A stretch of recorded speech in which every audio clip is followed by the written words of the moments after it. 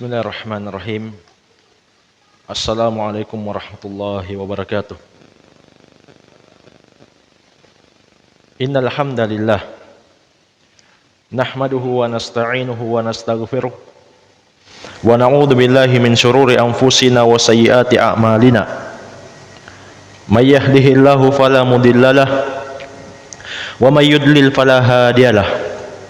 Wa ashhadu an la ilaha illallah wahdahu la syarikalah wa ashhadu anna Muhammadan abduhu wa rasuluh sallallahu alaihi wa ala alihi wa ashabihi wa man tabi'ahum bi ihsanin ila yaumiddin, amma ba'd. Fa ikhwani fid din wa akhwati fillah, kaum muslimin dan muslimat rahimani wa rahimakumullah.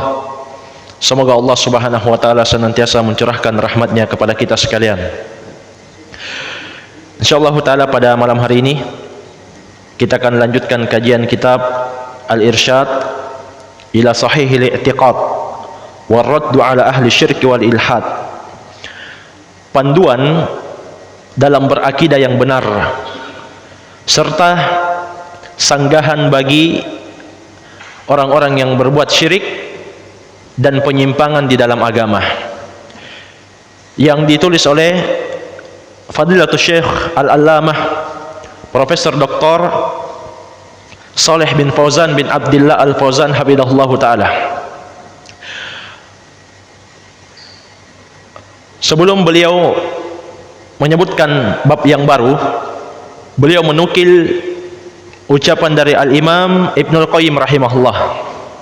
Kata beliau, wa qala Al-Imam Ibnul Qayyim rahimahullah fi makna qaulihi ta'ala. Berkata Al-Imam Ibnul Qayyim rahimahullah tentang makna firman Allah Subhanahu wa taala, ud'u ila sabili rabbika bil hikmah wal mau'izatil hasanah wajadilhum billati hiya ahsan. Ajaklah ke jalan Rabbmu dengan hikmah, maksudnya dengan ilmu, dengan pembahasan yang paling penting dahulu, yang lebih mudah diterima, lebih mudah dipahami. Itu dulu. Sebab semua perkara agama itu penting, tapi ada yang terpenting dan yang paling mudah dipahami, paling mudah untuk diterima di atas ilmu. Ini makna hikmah. Dan jamaah sekalian, ini sebenarnya sudah disampaikan oleh Amirul Mukminin Ali bin Abi Thalib radhiyallahu anhu. Beliau mengatakan, hadithun nas bima ya'rifun. Sampaikanlah, berbicaralah kepada manusia dengan apa yang mereka bisa pahami, bisa tangkap. Aturiduna ayyukadzaballahu wa rasuluh. Apakah kamu mau Allah dan Rasulnya itu didustakan? Yang disampaikan itu kebenaran, cuma saat itu waktunya belum tepat dan orangnya juga belum sampai pemahamannya di situ. Jadi hikmah itu maknanya dia sampaikan ilmu, tapi dimulai dari yang terpenting, kemudian yang paling mudah ditangkap, paling mudah diterima. Itu makna hikmah. Kemudian wal mau'izatil hasanah, juga dengan nasihat yang bagus. Nasihat yang bagus itu maknanya adalah yang mengandung di dalamnya perintah dan larangan, yang mengandung di dalamnya janji dan peringatan. Siapa yang melakukan ini, maka Allah akan menjanjikan balasan seperti ini. Tapi siapa yang melanggar hal ini atau hal itu, maka Allah akan memperingatkan dengan azab seperti ini. Atau kata lain, dengan at-targhib wa tarhib, dengan memberikan motivasi-motivasi sekaligus ancaman-ancaman, peringatan-peringatan. Ini makna al-mau'izah al-hasanah. Kemudian kata Allah, wajadilhum billati hiya ahsan. Debatilah mereka dengan cara yang terbaik. Maknanya adalah, jika memang orang itu orang yang keras kepala, punya alasan-alasan sehingga dia memegang, meyakini akidah yang salah, pemahaman yang salah, maka makna debat di sini yaitu dengan membantah alasan-alasan yang mereka sampaikan dengan hujjah-hujjah, dengan dalil-dalil. Ini di surat An-Nahl di ayat yang 125.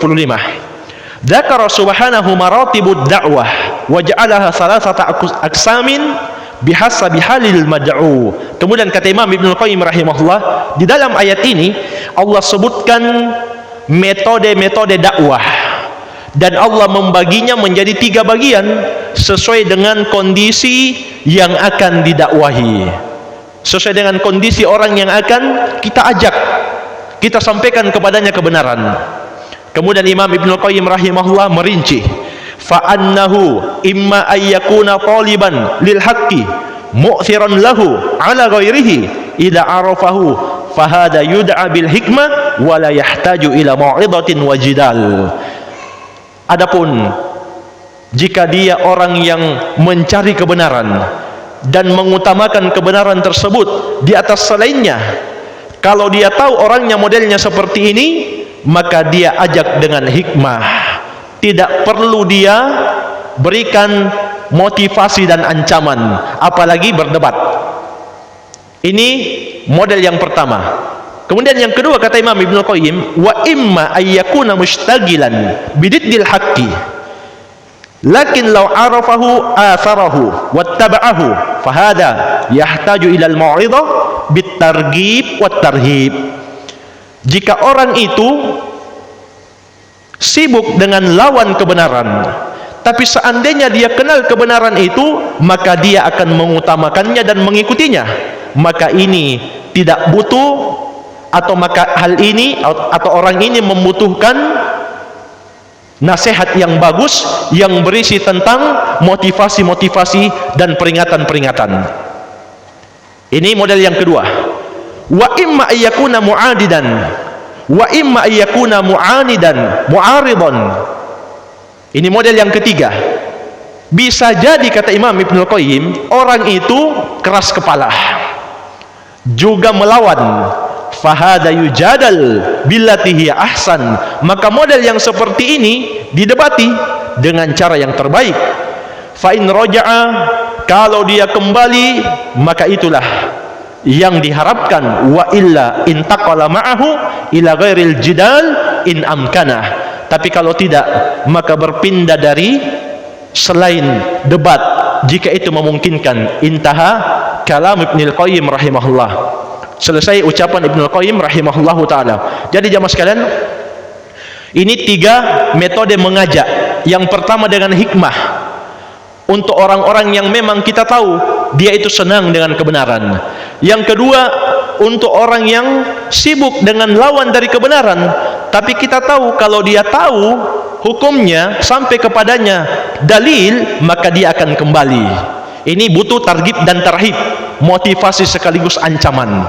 Ada yang ketiga, keras kepala bahkan melawan, maka yang seperti ini didebati dengan cara yang baik. Maksudnya apa? Dipatahkan argumen-argumennya dengan dalil-dalil yang kuat. Ini model yang ketiga. Kalau juga tidak mempan, kata Imam Ibnu Qayyim, bisa cara yang lain. Jika itu memungkinkan, para ulama yang lain menjelaskan apa itu cara yang lain jamaah sekalian.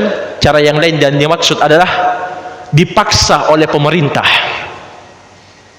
Dipaksa oleh pemerintah. Makanya kata Al-Lajnah Daimah, orang yang sengaja meninggalkan puasa di bulan Ramadan yang sebentar lagi akan datang tanpa udur, bukan orang sakit, bukan orang yang berhalangan, bukan musafir, dia sehat, maka wajib bagi pemerintah muslim untuk memberikan pelajaran untuk orang-orang yang sengaja tidak berpuasa di bulan Ramadan.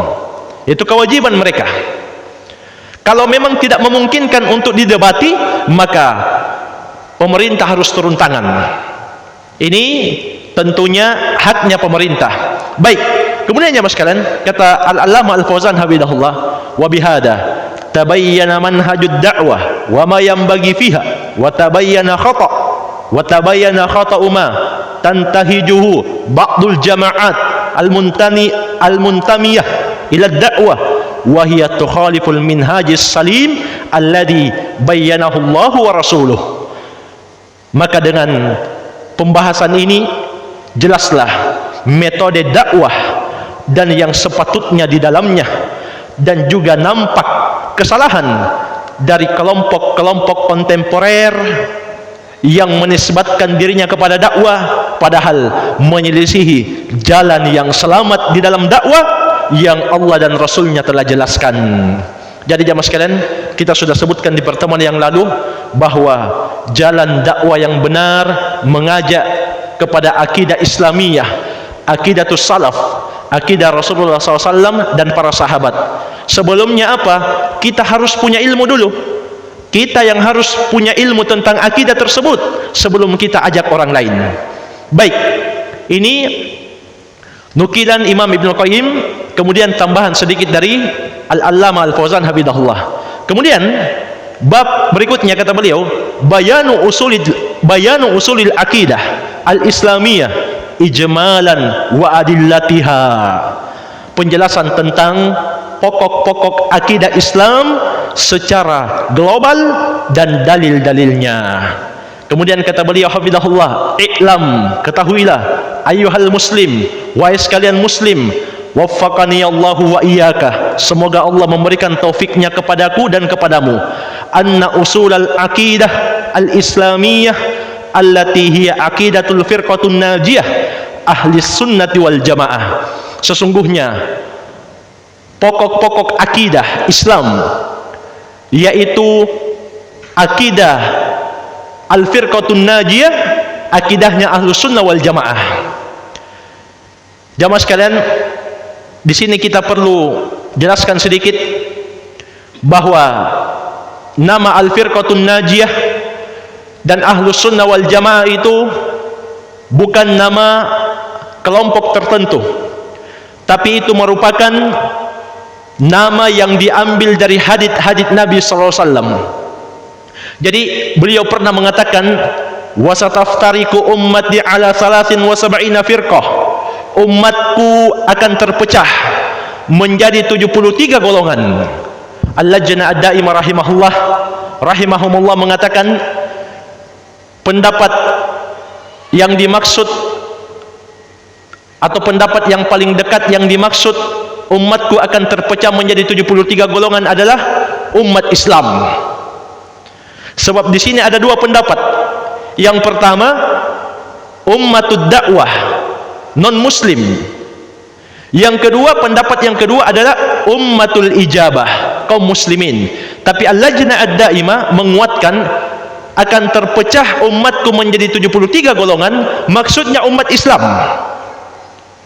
Kemudian kata Nabi, kulluha finnar, semua terancam di dalam neraka. Jamaah sekalian, ini bukan pemastian. Ancaman itu mungkin Allah wujudkan, mungkin Allah batalkan. Selama dia muslim, walaupun dia melakukan dosa-dosa besar, jika Allah berkenan untuk mengampuninya, maka dia akan selamat dari ancaman ini. Namun sebaliknya, jika Allah tidak berkenan untuk mengampuninya, maka dia akan mendapatkan ancaman ini, yaitu hukuman neraka sesuai dengan perbuatannya. Maka kata Nabi, semua dalam neraka illa wahidah, kecuali satu. Siapa mereka? Kata Nabi SAW, ma'ana alaihi wa ashabi, yaitu yang mengikuti sunnahku dan sunnah para sahabatku. Jadi jamaah sekalian, disinilah para ulama mengambil bahwa umat Islam akan terpecah menjadi 73 golongan. Cuma satu yang selamat, makanya mereka disebut al-firqatun najiyah. Demikian pula ahlus sunnah wal jamaah. Kenapa? Sebab di riwayat yang lain, ketika Nabi ditanya siapa satu yang selamat itu, siapa satu golongan yang selamat, beliau mengatakan humul jamaah, mereka adalah al-jamaah. Dan jamaah sekalian, yang dimaksud dengan al-jamaah, sebagaimana kata Abdullah ibn Mas'ud, ma wafaqal haqqa wa in kunta wahdak, yang sesuai dengan kebenaran walaupun dia seorang diri.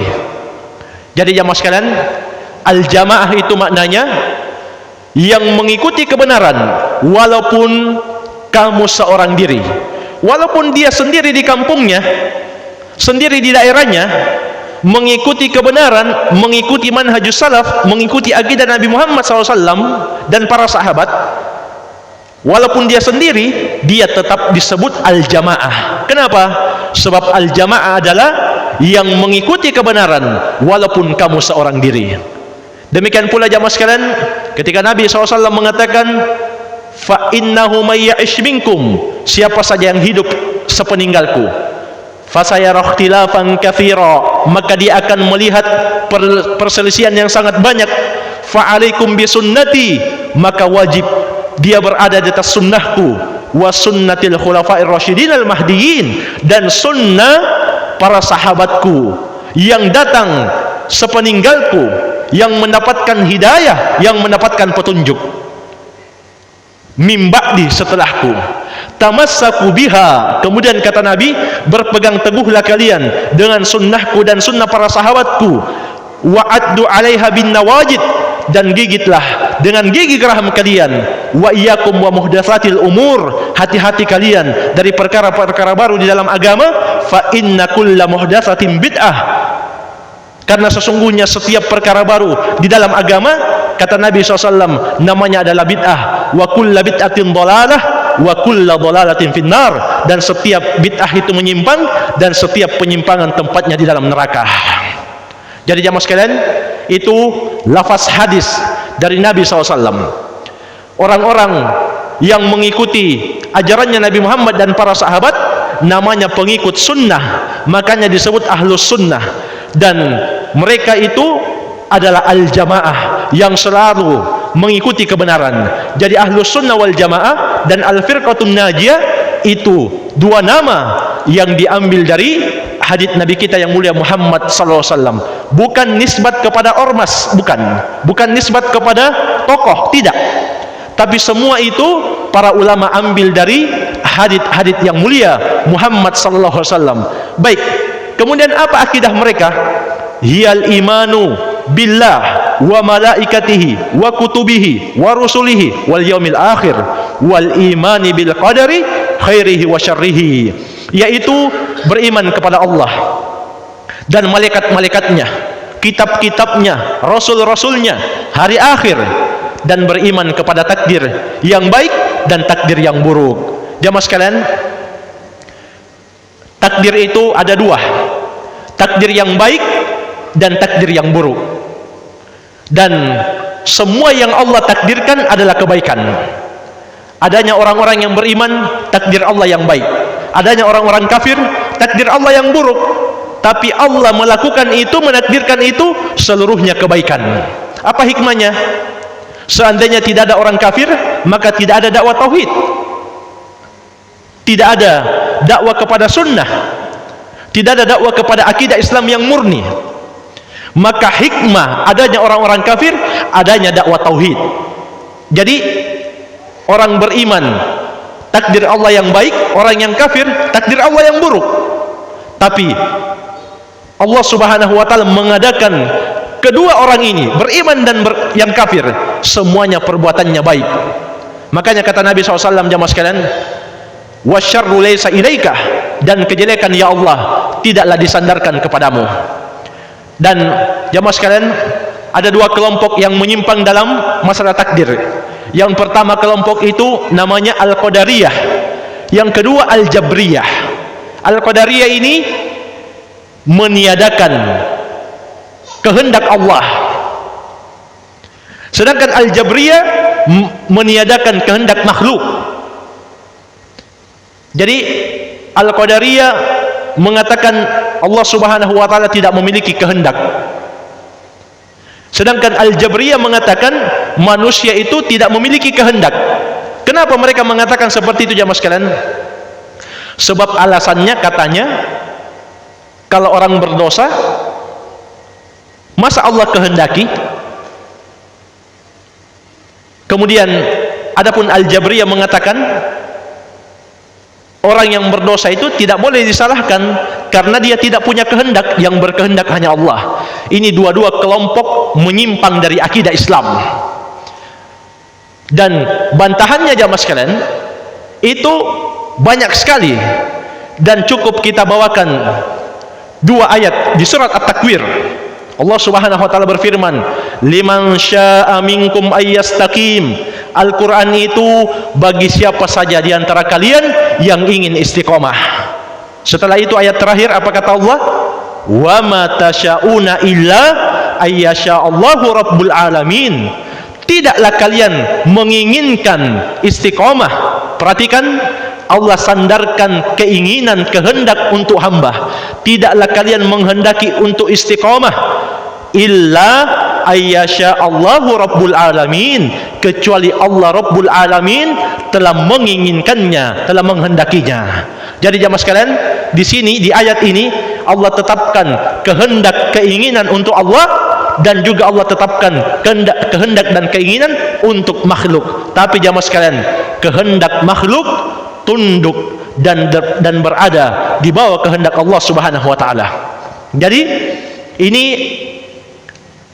bantahan untuk Al-Qadariyah dan Al-Jabriyah. Dan jamaah sekalian, itu tadi Allah takdirkan adanya dosa bukan berarti Allah menghendaki atau mencintai dosa, tidak. Betapa banyak orang yang berdosa setelah bertobat hidupnya lebih baik. Berarti ada hikmah di balik takdir itu. Betapa banyak orang yang terjatuh ke dalam kesalahan, setelah dia tahu itu salah, dia berubah dan menjadi orang yang lebih baik. Itu hikmah dia berdosa. Dan adapun manusia jamaah sekalian, kita katakan tidak mungkin manusia itu tidak punya kehendak, karena buktinya mereka bisa memilih mana yang terbaik dan mana yang salah. Dia bisa pilih itu. Kita kasih contoh, orang yang punya dua peluang bisnis. Kalau dia berbisnis di kampung, untungnya itu cuma sekitar 5%. Kalau berbisnis di kota, untungnya bisa sampai 50%. Maka jamaah sekalian, orang yang berakal itu pasti akan memilih keuntungan yang besar selama hal itu dihalalkan dan tidak bertentangan dengan syariat. Berarti apa? Itu bukti bahwa manusia punya kehendak, tidak sebagaimana yang dikatakan kelompok Jabriyah. Baik, kemudian kata Syekh Shalal Al-Fauzan hafizahullah, wa hadhil usul dallat 'alaiha nususun katsiratun minal kitabi was sunnah wa ajma'at 'alaiha al-ummah. Maka pokok-pokok keimanan ini, dasar-dasar agama ini ditunjukkan oleh dalil-dalil yang sangat banyak dari Al-Quran, dari sunnah, dan telah sepakat kaum muslimin. Qala ta'ala, kemudian beliau sebutkan dalil-dalilnya. Firman Allah Subhanahu wa taala yang pertama, laisal birra an tuwallu wujuhakum qibalal masyriqi wal maghribi. Bukanlah kebaikan kamu hadapkan wajahmu ke timur dan barat untuk sholat selama Allah tidak perintahkan.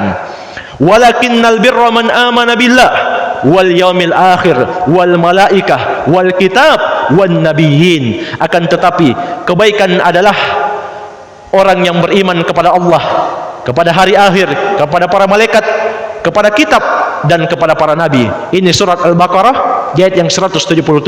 Wa qala ta'ala, demikian pula firman Allah Subhanahu wa taala, inna kulla syai'in khalaqnahu biqadarin. Sesungguhnya segala sesuatu kami ciptakan dengan takdir. Ini di surat Al-Qamar ayat yang ke-49. Wa qala ta'ala, juga firman Allah Subhanahu wa taala. Jadi jamaah sekalian perhatikan, di surat Al-Baqarah ayat 177 itu rukun iman, menyebutkan rukun iman 5. Iman kepada Allah, kepada hari akhir, para malaikat, kitab, dan para nabi. Sedangkan di surat Al-Qamar menyebutkan rukun iman yang ke-6, yaitu kepada takdir Allah Subhanahu wa taala. Demikian pula firman Allah Subhanahu wa taala, amanar rasul bima unzila ilaihi min rabbih wal mu'minun. kullun amana billah wa malaikatihi wa kutubihi wa rusulihi la nufarriqu baina ahadin min rusulihi. Ar-Rasul beriman terhadap ajaran yang diturunkan kepadanya dari Rabb-Nya. Demikian pula orang-orang yang beriman, seluruhnya beriman kepada Allah, para malaikatnya, kitab-kitabnya, rasul-rasulnya, dan kami tidak membedakan satu pun dari rasul-rasul tersebut. Ini surat Al-Baqarah ayat yang ke-285. Wa qala ta'ala, demikian pula firman Allah Subhanahu wa taala. Jadi beliau menyebutkan ini dalil-dalil rukun iman. Wa may yakfur billah wa malaikatihi wa kutubihi wa rusulihi wal yaumil akhir faqad dhalla dhalalan ba'ida. Barang siapa yang kafir kepada Allah, kepada malaikat-malaikatnya, kitab-kitabnya, rasul-rasulnya, dan hari akhir, maka sungguh dia telah tersesat dengan kesesatan yang sangat jauh. Surat An-Nisa ayat yang ke-136. Wa fil hadits as-sahih, sekarang dalam hadits yang sahih, anin Nabi sallallahu alaihi wasallam annahu qala, dari Nabi sallallahu alaihi wasallam beliau bersabda. Hadits ini haditsnya Jibril yang beliau datang bertanya kepada Nabi, menjelma berubah seperti manusia. Maka beliau bertanya, akhbirni anil iman, kabarkan kepadaku tentang iman. Maka apa kata Nabi jamaah sekalian? Al iman, iman itu adalah antu'mina billah wa malaikatihi wa kutubihi wa rusulihi wal yaumil akhir wa tu'mina bil qadari khairihi wa syarrihi. Keimanan adalah engkau beriman kepada Allah, malaikat-malaikatnya, kitab-kitabnya, rasul-rasulnya, dan hari akhir, dan engkau beriman kepada takdir yang baik dan takdir yang buruk. Jamaah sekalian, di sini diulangi kata wa tu'mina. Sedangkan sebelumnya Nabi tidak ulang. Nabi cuma katakan iman itu engkau beriman kepada Allah, malaikat-malaikatnya, kitab-kitabnya, rasul-rasulnya, dan hari akhir.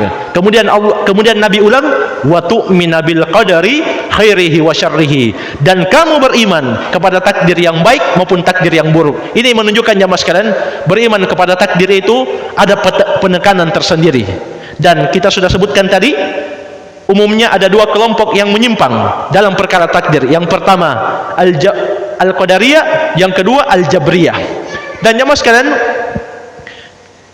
LGBT itu masuk di mana? Kalau diingatkan mereka, apa kata mereka? Kamu tidak usah salah-salahkan perbuatan saya. Ini sudah kodrat Allah, ini sudah kodrat Tuhan. Masuk di mana dia? Qadariyah atau Jabriyah? Kalau Qadariyah tadi, dia meniadakan kehendak Allah. Masa Allah menginginkan orang melakukan dosa? Adapun Jabriyah, dia meniadakan kehendak makhluk. Dia katakan seluruhnya kehendak Allah. Kalau kita nasihati orang-orang LGBT, mereka akan katakan, kamu tidak usah nasihati saya. Ini sudah kodrat Allah, ini sudah takdir Allah. Masuk di mana? Hah? Jabariyah, ahsantah. Masuk di Jabariyah. Jadi jamaah sekalian, Jabriyah itu melakukan dosa tapi tidak mau disalahkan dengan alasan dia tidak punya kehendak. Ibaratnya katanya dia seperti wayang yang digerakkan oleh dayang, atau seperti daun yang ditiup oleh angin ke kanan dan ke kiri. Maka jamaah sekalian, itu tadi ayat kita harus pegang untuk membantah dua kelompok ini. Wa ma tasyauna illa ayyasha Allahu rabbul alamin. Tidaklah kalian berkehendak untuk istiqomah kecuali setelah Allah Rabbul alamin menghendakinya. Jadi jamaah sekalian, yang ingin istiqomah dia punya kehendak, tapi kapan dia sukses istiqomah itu setelah Allah Rabbul alamin menghendakinya. Jadi jamaah sekalian, ini bantahan untuk LGBT. Dan mereka juga sebenarnya tahu punya kehendak. Sampai-sampai dulu di masa Umar ada pencuri. Ini sudah mau dipotong tangannya. Kata pencuri ini, wahai Amirul Mukminin, tunggu dulu. Saya mencuri ini karena takdir Allah. Maka kata Amirul Mukminin, kami pun memotong karena takdir Allah. Lanjut, potong. Jadi jamaah sekalian, sebenarnya manusia itu tahu dia punya kehendak dan dia bisa memilih, dan ada sesuatu yang di luar kehendaknya. Tadi kita kasih contoh yang bisnis 50% untungnya dibanding 5% untungnya, selama itu halal, orang yang berakal pasti pilih 50%. Itu menunjukkan dia punya kehendak. Termasuk orang-orang LGBT ini, banyak juga pebisnis mereka. Kalau kita tanya untung yang kecil atau untung yang besar, selama dia masih berakal pasti dia akan pilih untung yang besar. Demikian pula makanan, jamaah sekalian. Ada di depan kita ini coto Makassar, ada juga ikan kering, ikan asin. Kalau orang yang asli Makassar kemudian dia sudah lama merantau ke Jawa misalnya, kira-kira pilih yang mana? Coto atau ikan asin? Itu menunjukkan dia punya kehendak. Dan jamaah sekalian, ada contoh yang kedua. Ada perbuatan yang di luar kehendak mereka. Seperti apa? Seperti orang yang sakit kemudian dia gemetar. Itu di luar kehendak dia. Dia tahu itu di luar keinginannya. Tidak ada yang sakit itu, tidak ada orang yang sakit jamaah sekalian mengatakan saya mau gemetar dulu ya, tidak ada. Demikian pula orang yang terjatuh dari genteng.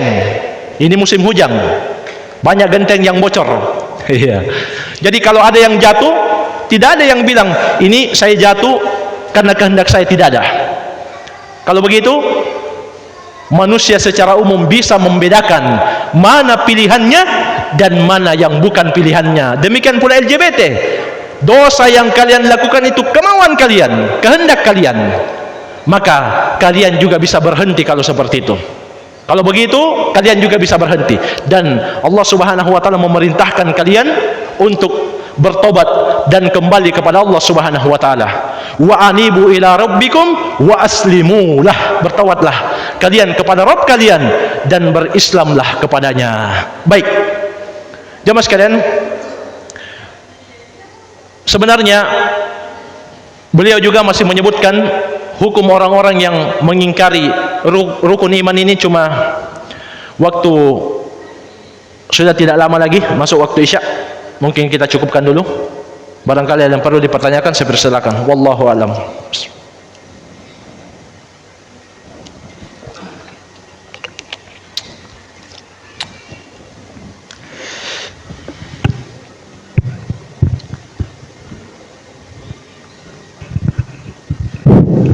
Bismillah. Ustaz, yang saya ingin tanyakan itu masalah batasan-batasan pertemanan antara beda-beda firqah ya Ustaz. Yang batasannya sampai di mana ya tentang kehidupan sehari-hari kita. Apakah kita bagaimana dengan muamalah? Dan ada saya pernah teman Ustaz mengadu sama saya, katanya dia masuk ke majelis sunnah, tapi katanya dia mau dipukul Ustaz. Tapi karena beda firqah, ini bagaimana Ustaz? Syukran. Baik, saya tidak terlalu jelas apa anunya, hamba Allah. Bisa dibantu pertanyaan pertama bagaimana hamba Allah? Kesimpulan saja. Antum pakai headset itu, bagus mendengarnya. Maksudnya batasan pertemanan kita antara ya, ayo Hasan. Ya, batasan pertemanan kita dengan yang beda firqah ini Ustaz. Batasan pertemanan dengan beda pemahaman ini. Beda pemahaman. Iya. Yang pertama itu. Iya, yang pertama. Yang kedua? Yang kedua ini ada teman saya dulu mengadu yang beda pemahaman, katanya pernah masuk ke majelis sunnah, katanya dia mau dipukul Ustaz. Ini bagaimana Ustaz? Teman mengaku datang ke majelis sunnah mau dipukul. Iya. Baik. Iya. Jadi jamaah sekalian, batas pertemanan itu sudah dijelaskan oleh Nabi SAW. Beliau katakan, al-mar'u ala dini khalili falyandur ahadukum man yukhalil. Seseorang itu tergantung agama teman dekatnya, maka perhatikanlah siapa yang akan kalian jadikan teman dekat. Semua asalnya bisa kita temani, cuma kata Nabi, yang dijadikan teman dekat lihat-lihat, yang dijadikan teman untuk liburan akhir bulan, lihat-lihat siapa yang diajak. Karena sebagian jamaah sekalian yang datang liburan itu orang sudah kenal sunnah, tapi temannya itu tidak kenal sunnah, bahkan waliyadzubillah tidak sholat. Begitu tiba waktu sholat, temannya kan tidak sholat. Dia yang sudah kenal sunnah, harusnya dia sholat jamaah, dia sudah tahu hukumnya, tapi dia malu-malu. Ada sampai yang baru berdiri, begitu adzan dia mau berdiri, ambil air wudhu. Kata teman-temannya yang dekat-dekatnya yang tidak sholat, mau kemana? Rajin duduk ki, sebentar pi, masih banyak, masih bisa ini, masih bisa itu. Kan zuhur dan asar panjang. Ini jamaah sekalian, semua bisa kita temani, bahkan jamaah sekalian orang kafir sekalipun bisa kita temani.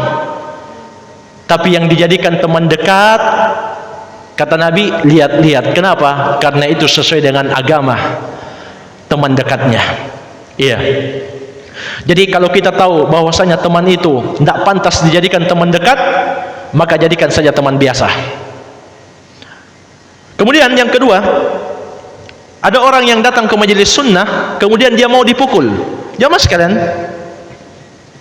agama ini, apalagi sunnah, itu mengajarkan kelembutan.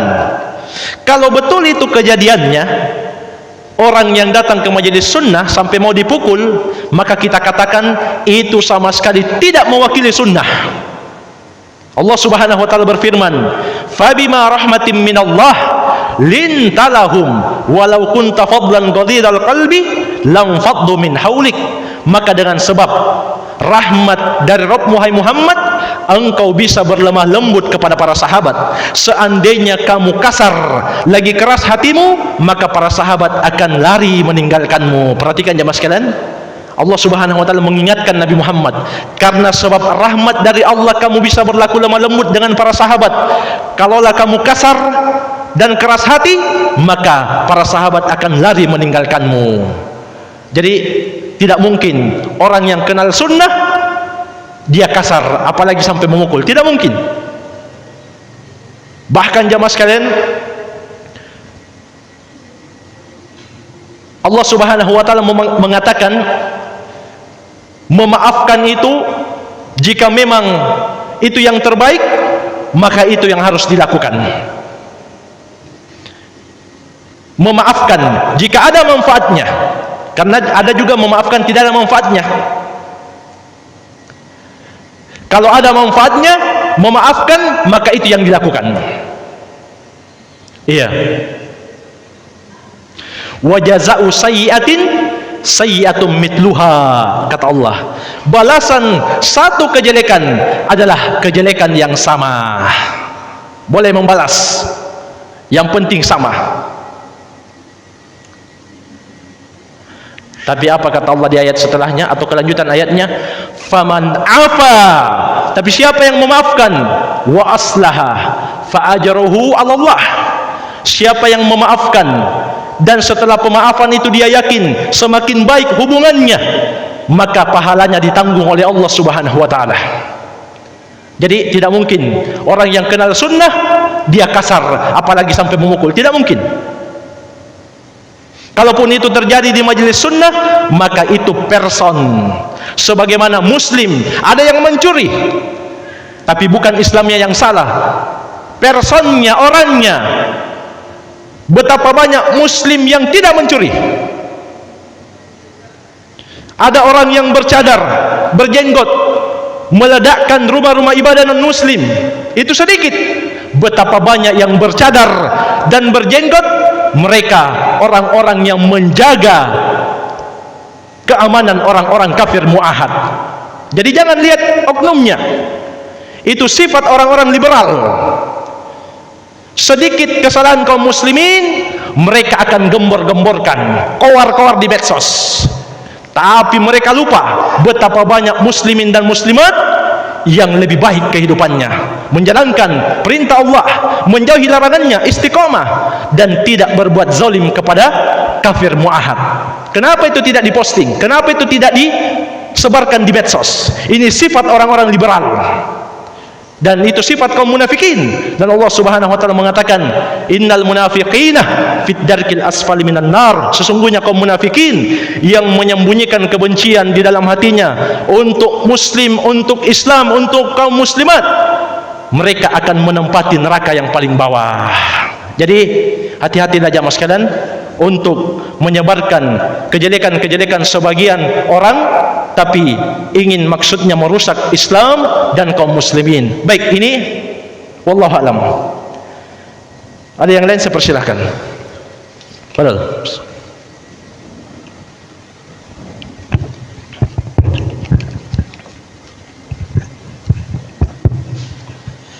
terima kasih. Assalamualaikum warahmatullahi wabarakatuh.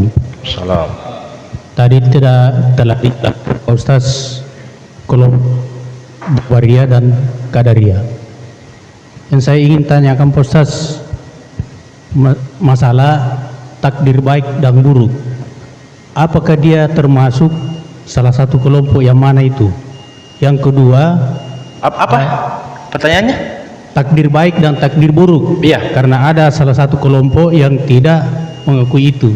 Iya.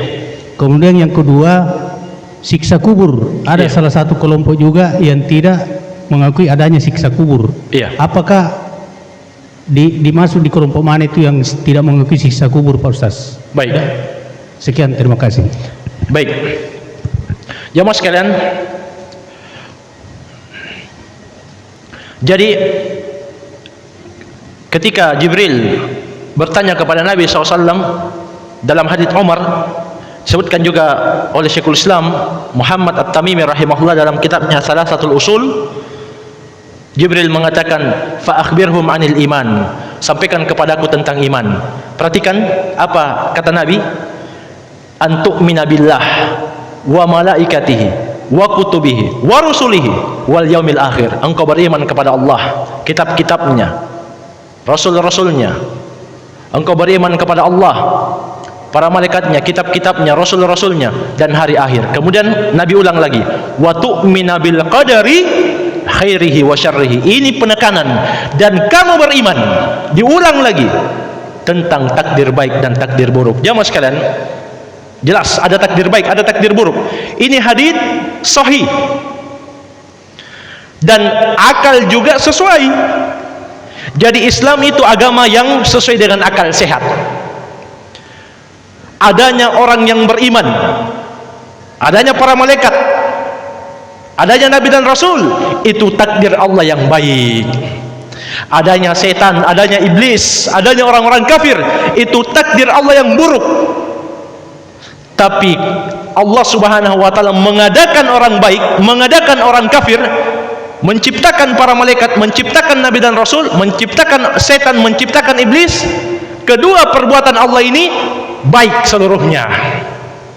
Itu bedakan. Yang Allah takdirkan ada yang baik dan yang buruk. Perbuatan Allah menakdirkan seluruhnya baik. Begitu cara beriman. Sebab ada juga yang sudah tingkat profesor, kacau dia dalam masalah pembahasan takdir ini. Ini pembahasan anak-anak SD di mahat-mahat sunnah ini. Masalah takdir. Demikian pula ada dai yang terkenal, dia bilang kalau jodoh Allah takdirkan, tapi kalau mau taat atau maksiat nanti kita pilih baru Allah takdirkan. Subhanallah. Berarti Allah tidak tahu sebelumnya orang ini mau berdosa atau beramal. Ini qadariyah, meniadakan, menafikan keinginan Allah. Apa alasannya? Masa Allah inginkan kita berdosa? Subhanallah, bukan Allah menginginkan kita berdosa. Karena keinginan Allah ada dua, ada yang kauni, ada yang syar'i. Yang kauni itu jamaah sekalian takdir Allah, yang syar'i itu agama Allah. Allah memerintahkan semua untuk taat kepada Allah. Itu syar'i, kehendak Allah yang syar'i. Tapi yang syar'i ini ada orang yang lakukan, ada yang tidak lakukan. Jadi kadang terjadi, kadang tidak terjadi. Tapi takdir Allah, kehendak Allah yang kauni pasti terjadi. Adanya orang kafir, adanya orang berdosa, itu semuanya takdir Allah yang kauni, bukan syar'i. Tapi apa hikmah di balik adanya orang berdosa, jamaah sekalian? Itu tadi kita bilang, betapa banyak orang yang terjatuh di dalam dosa, setelah itu dia bertobat menjadi manusia yang paling baik. Banyak dulu ikhwan-ikhwan yang belum kenal sunnah masih makan riba, transaksi riba, kerja di perusahaan-perusahaan riba. Begitu kenal sunnah, dia pun bertobat dan menjadi orang yang paling jauh dari riba. Perhatikan hikmah Allah, adanya dosa riba, terjatuh orang dalam dosa riba, setelah itu ada tobat dan dia menjadi orang yang terbaik, yang paling jauh dari riba setelah itu. Itu hikmahnya. Baik, kemudian jamaah sekalian, yang mengingkari siksa kubur ini umumnya adalah Mu'tazilah, dan Mu'tazilah itu masuk di Jabriyah, tidak mau disalahkan kalau berdosa. Perhatikanlah dalil ayat Al-Quran ini yang terakhir. An-naru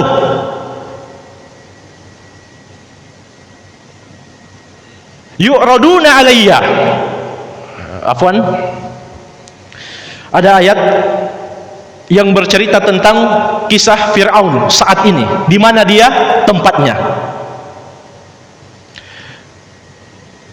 Neraka itu, ini maknanya, diperlihatkan untuk Fir'aun dan bala tentaranya setiap pagi dan sore hari.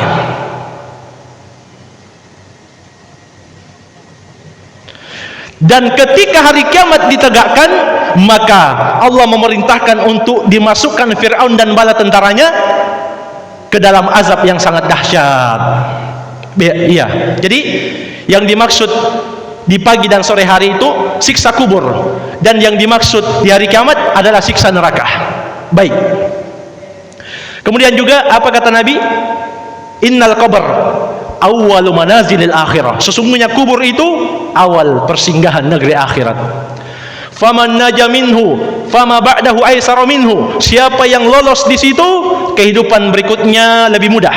Wa man lam yanju minhu fama ba'dahu asyaddu minhu. Tapi siapa yang tidak lolos dalam pertanyaan di kubur, maka fase kehidupan berikutnya lebih berat lagi. Jadi jamaah sekalian, siksa kubur ini ditetapkan berdasarkan Al-Quran, As-Sunnah, dan ijma' ulama. Tidak ada perbedaan pendapat. Baik, mungkin saja bisa kita ambil. Lebih dan kurangnya saya mohon maaf. Semoga Allah berikan kita semua hidayah untuk istiqomah di atas akidah yang benar, akidatus salaf, akidah ahlus sunnah wal jamaah, sampai kita berpisah dengan dunia ini. Wallahu ta'ala alam, wabillahi taufik. Subhanakallahumma bihamdik, asyhadu an la ilaha illa anta astaghfiruka wa atubu ilaik. Walhamdulillahi rabbil alamin. Wassalamualaikum warahmatullahi wabarakatuh.